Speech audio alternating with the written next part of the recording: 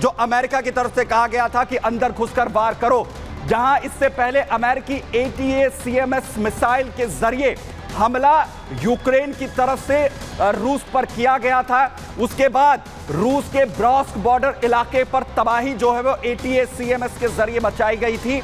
और वहीं अब आगे बढ़ते हुए ATACMS मिसाइल जो यूएस की तरफ से यूक्रेन को सप्लाई की जाती है, उसके बाद स्टॉर्म शैडो का इस्तेमाल यहां पर किया गया है। और अब रूस की तरफ से यह खतरनाक हमले की शुरुआत यहां पर कर दी गई है और यह कहा जा रहा है कि अब रूस जो है वो और भी खतरनाक हमले यहां पर करेगा। और दो तस्वीरें मैं आपको यहां पर दिखा रहा हूं, जहां पहले यूक्रेन की तरफ से ATACMS जो अमेरिकी मिसाइल है उसका इस्तेमाल किया गया था, और उसके बाद ब्रिटेन की जो मिसाइल है उसका इस्तेमाल यहां पर करता हुआ यूक्रेन नजर आया। और इसका पलटवार, इसका जवाब जो है वो रूस की तरफ से यहां पर जो है वो दिया गया है, जहां पर हमला यहां पर पूरी तरह से घातक ICBM के जरिए यहां किया गया। और मैं आपको वो तस्वीर जिसके जरिए स्टॉर्म शैडो वो मिसाइल जो रूस पर दागी गई, जिसके बाद ये हमले की शुरुआत यहां पर भी दिखा रहा हूं। देखिए तबाही पूरी तरह से रूस को टारगेट कर बचाने की कोशिश यहां पर की गई।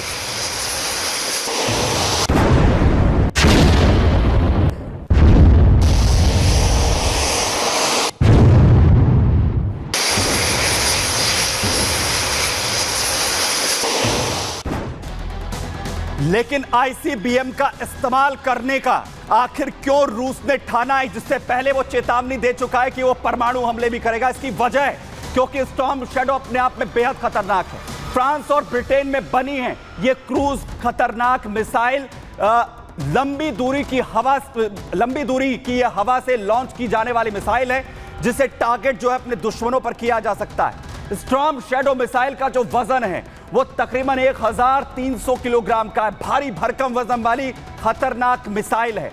16.9 फीट, तकरीबन 17 फीट लंबी जो है ये मिसाइल, और इसकी चौड़ाई की अगर बात करें तो 25 इंच 19 इंच तक की इसकी जो है लंबी चौड़ी भारी भरकम मिसाइल है, जो दुश्मनों पर बड़े वार करती है। कई स्टेज वाला तकरीबन 450 किलो वाला वॉर हेड लेकर ये कैरी करती है, जिसके बाद अपने दुश्मनों पर गरजती है। स्टॉर्म शैडो मिसाइल की जो रेंज है वो तकरीबन 550 किलोमीटर तक की है। 550 किलोमीटर तक ये दुश्मनों पर कहर बनकर टूटती है। एक सेकंड में 323 मीटर की दूरी ये तय कर सकती है, अपने दुश्मनों को नेस्तनाबूद कर सकती है। यानी 1200 किलोमीटर प्रति घंटे की रफ्तार से ये गरजती है, जो पूरी तरह रूस पर गिरती हुई नजर आती है, तबाही वहां पर मचाती है। कई तरह के जो फाइटर जेट्स हैं उसके जरिए इसे दागा जा सकता है सटीकता के साथ, और लॉन्च होने पर टारगेट की तरफ ये बहुत साइलेंटली बढ़ती है। कई जो रडार है वो इसे ट्रैक नहीं कर पाते हैं, दुश्मन को इसके आने तक की खबर नहीं लगती है, जिसकी वजह से ये और भी ज्यादा विध्वंसक यहां पर होती है। और यही वजह है कि रूस अब पूरी तरीके से तिलमिलाया है। ICBM का इस्तेमाल यहां पर किया गया है। स्टॉर्म शैडो को फ्रांस में स्कल्प के नाम से भी जाना जाता है, क्योंकि स्टॉर्म शैडो ब्रिटेन और फ्रांस ने मिलकर यहां पर बनाई है। लेकिन ICBM और स्टॉर्म शैडो के साथ इस युद्ध की शुरुआत हो रही है। तो आखिर अब रूस यूक्रेन का जंग कहां जाने वाली है, देखिए।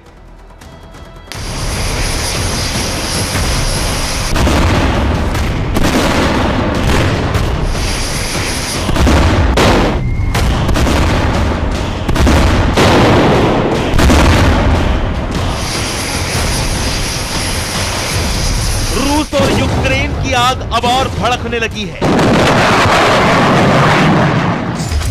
अमेरिकी हथियारों के इस्तेमाल पर बाइडेन से ग्रीन सिग्नल मिलने के बाद जेलेंस्की और भी फायर हो चुके हैं। यूक्रेन अब रूस पर ताबड़तोड़ हमले पर हमले कर रहा है। अमेरिका की लंबी दूरी की ATACMS खतरनाक बैलिस्टिक मिसाइलें रूस पर दागने के बाद अब यूक्रेन ने British cruise missile storm shadow से हमला किया है।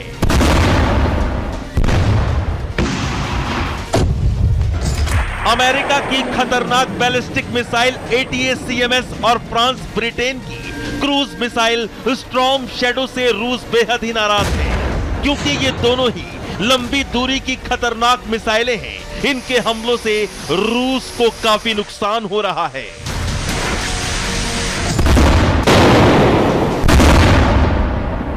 यूक्रेन ने अमेरिकी राष्ट्रपति बाइडेन की तरफ से हरी झंडी मिलते ही 6 ATACMS और 12 स्टॉर्म शैडो से रूस के अलग अलग इलाकों को टारगेट कर जोरदार हमला बोला है।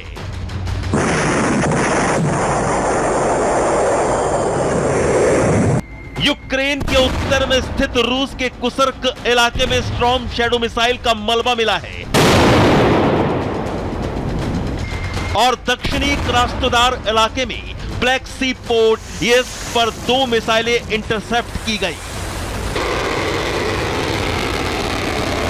दरअसल जब से यह खबर सामने आई है कि यूक्रेन के खिलाफ जंग में उत्तर कोरिया की सेना उतर आई है और मोर्चे पर तैनात है, तब से ही यूक्रेनी राष्ट्रपति जेलेंस्की गरमाए हुए हैं और यही वजह है कि यूक्रेन पर अब रूस खतरनाक मिसाइलों से हमला कर रहा है।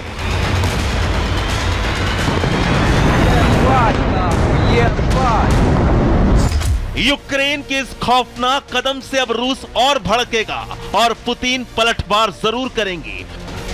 रूस और यूक्रेन की जंग करीब 1000 दिनों से चली आ रही है। वहीं रूस के राष्ट्रपति पुतिन ने अपने परमाणु नियम तक बदल दिए हैं। पुतिन ने कहा था कि अगर बैलिस्टिक और क्रूज मिसाइलें उस पर दागी गई तो फिर परमाणु हमला होगा और अगर ऐसा होता है तो फिर तीसरा विश्व युद्ध शुरू हो सकता है। Bureau report, Republic Bharat. और कहा यह जा रहा है कि ICBMs का हमला करना रूस की तरफ से यह तो सिर्फ शुरुआत भर है और तबाही क्या अभी और भी ज्यादा इसमें आएगी। ऐसा हम क्यों कह रहे हैं, देखिए जरा।